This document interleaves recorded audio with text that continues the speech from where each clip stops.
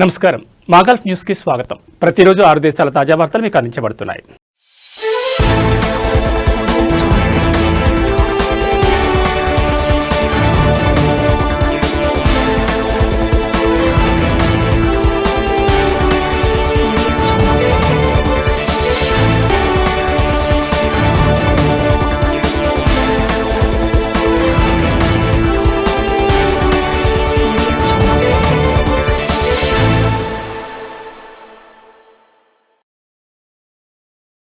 Iran అధ్యక్షుడు హెచ్సి doctor Masoud పెజిష్కియన్తో ఖతార్ అమీర్ HH Sheikh Tamim bin Hamad Al Thani phone కాల్లో మాట్లాడారు.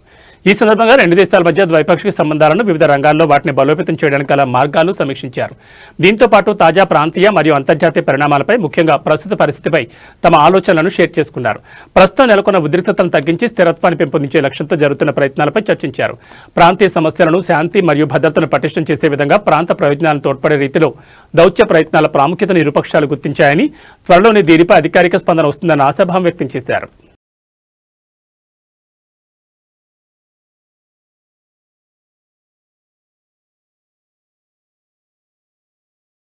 యూఏఈలో ఫిబ్రవరి నెలకు సంబంధించి ఇంధన ధరలను ప్రకటించారు. సూపర్ 98, స్పెషల్ 95 మరియు E+ ధరలు జనవరి నెలతో పోలిస్తే ఫిబ్రవరిలో స్వల్పంగా ధరలు తగ్గాయి. ఇంధన కమిటీ ప్రకటించిన కొత్త ధరలు ఫిబ్రవరి 1 నుండి అమల్లోకి వస్తాయి. ఇక ఫిబ్రవరి నెలలో సూపర్ 98 పెట్రోల్ ధర లీటర్కు దిర్హాం 2.45గా ఉంటుంది. జనవరిలో దిర్హాం 2.53గా ఉంది. స్పెషల్ 95 పెట్రోల్ ధర దిర్హాం 2.42 నుండి దిర్హాం 2.33కు తగ్గింది.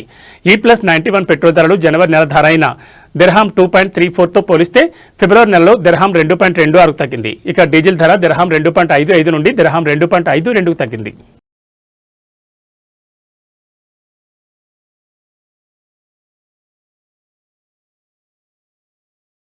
కువైట్ నుండి ఢిల్లీకి వెళ్తున్న ఇండిగో విమానంలో బాంబు ఉన్నట్లు బెదిరింపు కాల్ వచ్చినట్లు సమాచారం ఉంది. వెంటనే అధికారులు ఆ విమానాన్ని అహ్మదాబాద్కు మళ్లించారు.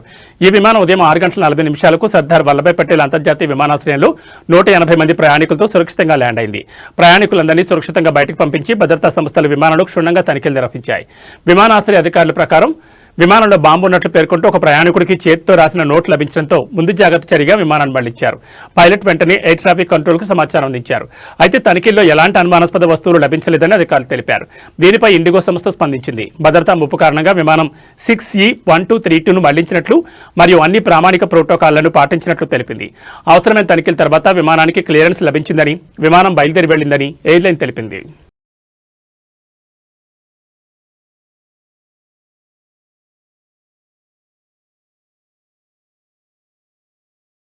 దుబాయ్ రోడ్లు మరియు రవాణా అథారిటీ ఫిబ్రవరి 1 దుబాయ్ మెట్రో పని వేళలను పొడిగిస్తున్నట్లు ప్రకటించింది. దుబాయ్ మారథాన్ 2026లో పాల్గొనే వారి సౌకర్యార్థం మెట్రో సేవలు ఉదయం 5 గంటల నుంచి అర్ధరాత్రి 12 గంటల వరకు నడుస్తాయని అథారిటీ తెలిపింది. సాధారణ షెడ్యూల్ ప్రకారం ఆదివారాల్లో దుబాయ్ మెట్రో సేవలు ఉదయం 8 గంటలకు ప్రారంభమై అర్ధరాత్రి వరకు నడుస్తాయి.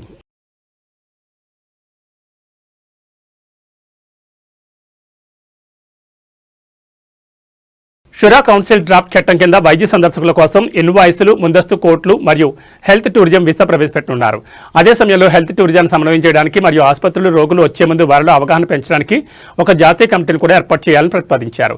షురా సభ్యులు డాక్టర్ జమీలా అల్ సల్మాన్, డాక్టర్ జహద్ అల్ ఫతేల్, దలాల్ అల్ జాయిద్, డాక్టర్ ఎబిస్తమ్ అల్ దల్లాల్ మరియు అలీ అల్ అరడి ఈ ప్రతిపాదనలు ప్రతిపాదించారు. ఆరోగ్య సంరక్షణ ప్యాకేజీల ధరలను ప్రచురించడం మరియు రోగులకు విభాగాల వారీగా చికిత్సలకు అయ్యే ఖర్చులకు బిల్లులను ఇవ్వడం వంటి వ్యవహారాలపై జాతీయ ఆరోగ్య నియంత్రణ అథారిటీకి కాలానుగుణ నివేదికలను సమర్పించాలని స్పష్టం చేశారు.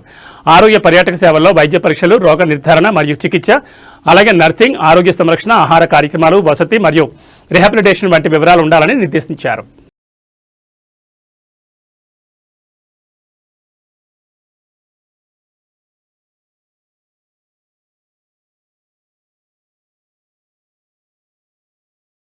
కువైట్ వాహన వేలం మార్కెట్ నిర్మించడానికి మరియు నిర్వహించడానికి 36 కంపెనీలు ఈ ప్రాజెక్టులో పెట్టుబడి పెట్టడానికి ఆసక్తిని వ్యక్తం చేశాయి.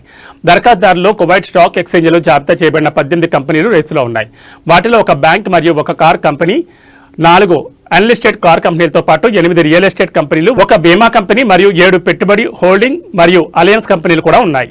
ఈ ప్రాజెక్టు అంచనా పెట్టుబడి వ్యయం సుమారు KD 250 మిలియన్లుగా పేర్కొన్నారు. వాహన వేలం మార్కెట్ అల్ అబ్రాక్, అల్ నయీం మరియు అల్ లియా మధ్య సుమారు 5 లక్షల చదరపు మీటర్ల విస్తీర్ణంలో ఉంటుంది. ఈ సైట్ వేలం కోసం ఇంటిగ్రేటెడ్ టెక్నికల్ సర్వీసెస్ సిటీని కలిగి ఉంటుంది.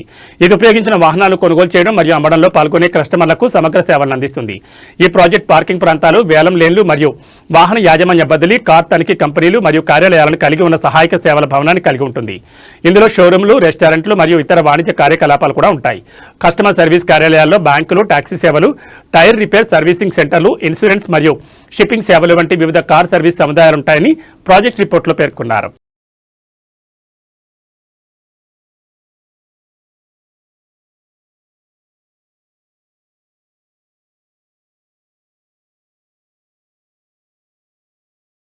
ఇవి మాగల్ట్ న్యూస్ విశేషాలు. మరో బులెటిన్లో మళ్ళీ కలుసుకుందాం. నమస్కారం.